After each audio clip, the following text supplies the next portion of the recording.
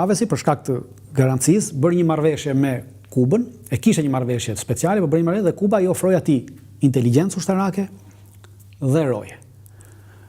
Rojet ishin pjesë e gardës që ruante mbrojtjen e afërt të tij, po edhe mbrojtjen e largët. Pjesa e madhe ishin shërbim inteligjent, oficer organizativ në aspektin e mbrojtjes dhe të gardës kombëtare të Venezuelës.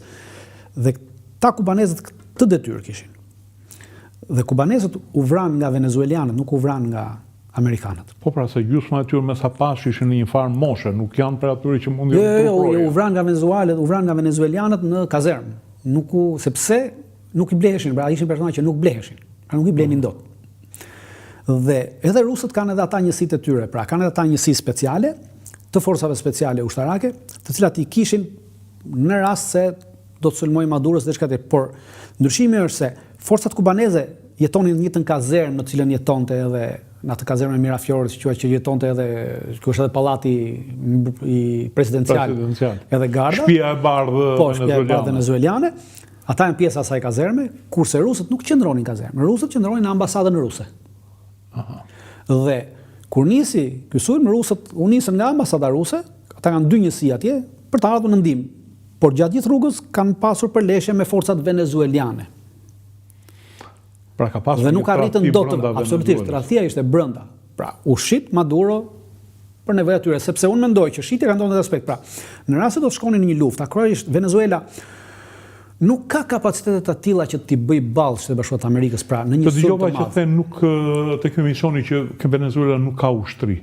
Ka vetëm Marin. Po, nuk ka ushtri në aspektin e ushtrisë të rregullt, pra siç e kemi neve konceptin e ushtrisë të rregullt. Venezuela ka forcat marinës, të cilat i ka të rregullta, kurse pjesa tjetër është e përzier midis shërbimit ushtarak dhe forcave paramilitare. Se ka si që kishim ne shumë me 2 vjeçar? Jo, nuk e ka shumë. Ka një përzierje midis. As ushtri me kontratë? Jo, as ushtri me kontratë. Vetëm nën oficerët, edhe oficerët janë me kontratë. Pjesa tjetër jo. Pjesa tjetër pra është në bazë të vullnetar dhe në bazë të kësaj të kryesisht të milicive, sepse duke qenë se është ndarë me federat, çdo shtet ka milicit e veta, çdo guvernator ka milicit e veta, ka komandën e vet të caktuar. Pra funksionon këtë aspekt, pra nuk ka në aspektin hierarkik një ushtri të rregullt, në cilën ti mund bazohesh, ka një shef shtabkaje, ka komandën strategjike dhe nën komandën strategjike ka komandën operacionale. Pra i ka të ndara 2 komanda më vete, që veprojnë të dyja të varura nga presidenti dhe të pavarura nga njëra tjetra. Pra kontrolli mbi këtë ushtri është pothuajse qesharak, ka një hierarki shtatë të përgjithshëm që nuk ka një hierarki konkrete dhe fikse, pra solide, siç e kanë shembull rusët, që kanë një shtab përgjithshëm dhe gjithçka funksionon për atje. Ata kanë kopjuar amerikanët. Amerikanët kanë një sistem të tillë. Amerikanët forcat marinës janë ato, kurse pjesa tjetër janë forca të shpërndara i përkatëse çdo forcë ka komandën e vet, ka një shef i shtabeve të përgjithshëm që është honorific dhe nuk ka fuqi ekzekutive mbi shtabet e tjera, pra secili shtab është në vete. Po, shtabi marinës, shtabi totalisht, secili funksionon më vete, secili ka prioritetet e veta. Nuk ka një shtab qendror në Shtetet Bashkuara të Amerikës që t'i japë prioritetet këtyre. Ekziston vetëm komandanti, pra që është presidenti i cili jep urdhrin dhe pastaj secili i bën detyrën, po pa një shtab qendror që të ketë rregull. Në këtë mënyrë, këtë ka kopjuar edhe Venezuela, po kjo e bën ushtrinë të fragmentuar në një moment krize. Që Amerika mund ta ketë atë luks sepse çdo komand ka 700.000 ushtar. Po, është tjetër gjë. Po Venezuela nuk e ka atë luks.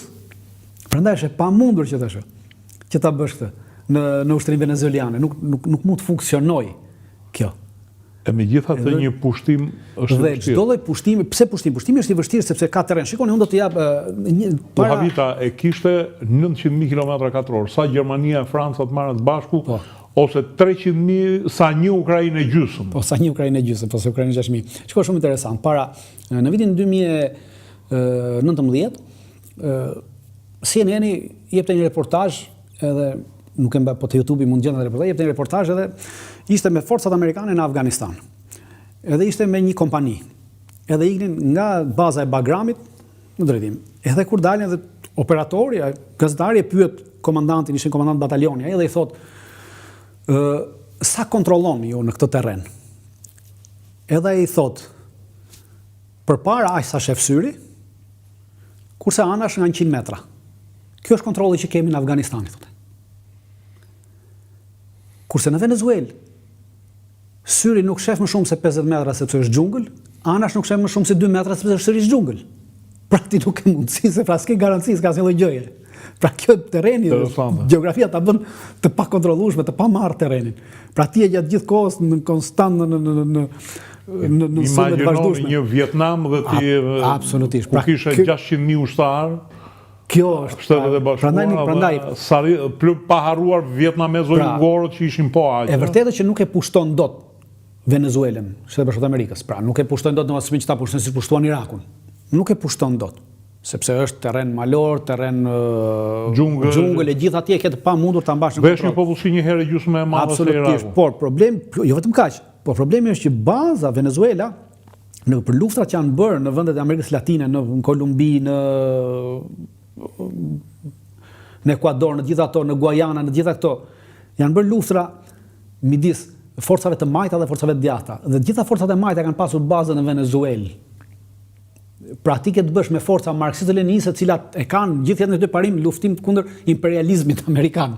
Pra kjo do të ishte për ta një ëndër e bërë realitet që Amerika po vjen këtu dhe ta luftojnë. Pra Amerika mund ta shkatërronte pra në një luftë për 1 mujore, aq sa ka kapacitet Amerika të bëj luftë 1 muaj, ka kapacitet të bëj luftën, ta zgjasë 1 muaj, e shkatërronte totalisht Ukrainën. Atë, më falni, Venezuelën. Po se kontrollonte dot. Por nuk e kontrollonte dot dhe marrja e Venezuelës, pra edhe vendosja e qeverisë do të ishte shumë e kushtueshme për amerikanët si nga ana njerëzore dhe nga ana ekonomike. Prandaj nuk u zgjodh kjo mënyrë dhe edhe qeveria venezuelane çfarë bëri? Unë mendoj që kanë zgjedhur që të mos shkojmë drejt shkatarrimit që do të na çonte në epokën e gurit, sepse normalisht Amerika ka mundësi ta çojë në epokën e gurit Venezuelën me kapacitet ushtarake që ka.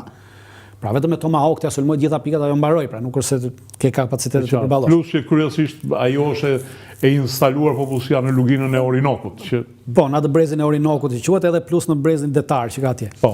Dhe ata kanë bërë 75% kishte në brezin detar. Po. Prandaj ata kanë bërë këtë llogarinë thjesht. Ne dorëzojmë këtë, po mbajmë pushtetin, pra mbajmë njëjtin regjim. Ove hajde bijmë në marrëveshje, çfarë do. Hajde bëjmë një marrëveshje. Sepse më bëri përshtypje, Chevroni ishte aty provonte 1/3 e prodhimit e venezuelanëve. Po vetëm Chevroni ka mbetur, sepse vetëm Chevroni, kompanitë të tjera i largoi Chavezin, me fjalë, kur i ofroi Chavezi kompanive të tjera në 2006. Si bëri privatizimin Chavez me dëm shpërblim apo pa dëm shpërblim? Se kam idenë. Jo, Chavezi në 2006 i kërkoi këtyre të bënin një kontratë të re. Pra nuk i përzuri.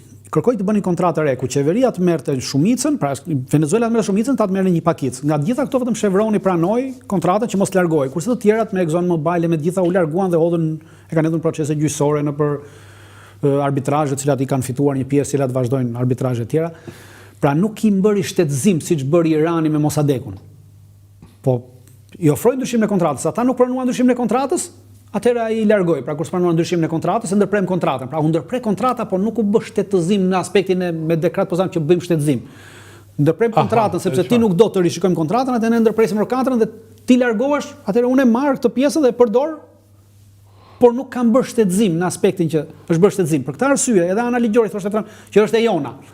Po më është e jotja, pa hajde merremi vesh, kupton ti? Pra unë s'ta kam marr.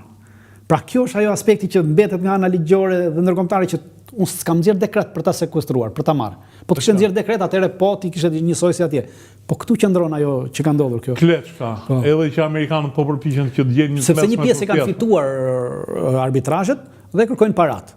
Pra i kanë marrë arbitrazhin, më që ti ke fituar arbitrazhin automatikisht ti ke humbur të drejtën mbi atë pronën që e ke pasur, sepse e ke fituar me arbitrazh. Pra ato që kanë marrë arbitrazhin kanë humbur drejtën e pronës dhe ajo i përket vetëm tash vetëm do marrësh lekët. Do t'i marrësh në naftë, do t'i marrësh